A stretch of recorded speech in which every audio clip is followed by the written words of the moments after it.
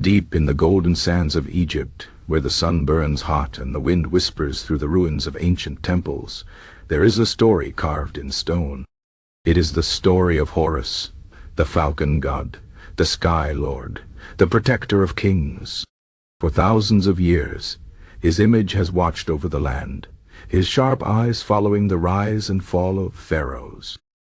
His story is not just written on papyrus, but etched into the very walls of temples, where the stone itself speaks of his power.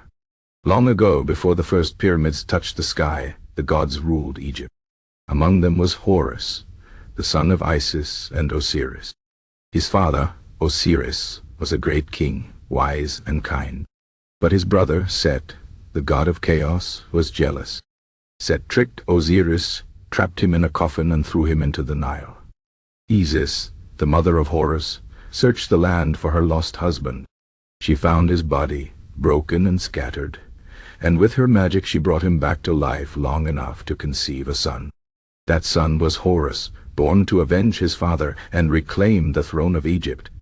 From the moment he was born, Horus was marked for greatness.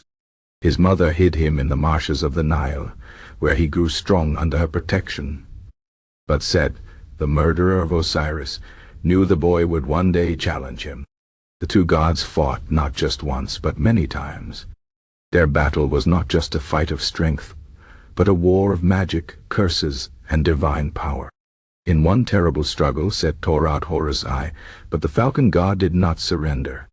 With the help of Thoth, the god of wisdom, his eye was restored. This eye, the Eye of Horus, became a symbol of healing and protection, a sign that even in darkness light would return. Finally, after years of battle, the gods gathered to judge who should rule Egypt. Horus stood before them, his falcon wings spread wide, his voice strong. Set, cunning as ever, tried to trick them with lies. But the truth was clear. Horus was the rightful heir. The gods declared him king, and from that day every pharaoh of Egypt was seen as the living Horus on earth, ruling with his blessing. Now, if you walk through the ruins of an ancient temple, you will see his story told in stone. The walls are covered with carvings of the falcon-headed god, his body strong, his gaze unbroken. In some reliefs, he stands beside a king, placing the crown upon his head, a sign that the ruler has the god's favor. In others, he spreads his wings over the land, protecting Egypt from evil. His image is everywhere, guarding doorways, watching over sacred rituals, even fighting set in endless battles frozen in time. The Temple of Edfu is one of the best places to see Horus in his full glory. The walls there tell his story like a great stone book. You can see him as a child in his mother's arms, as a warrior facing Set, as a king ruling with justice. The artists who carved these images believed their work was more than decoration.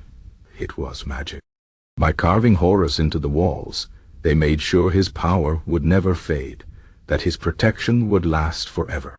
But why a falcon? The ancient Egyptians saw the falcon as the king of the sky, a creature that could fly higher than any other, closer to the sun.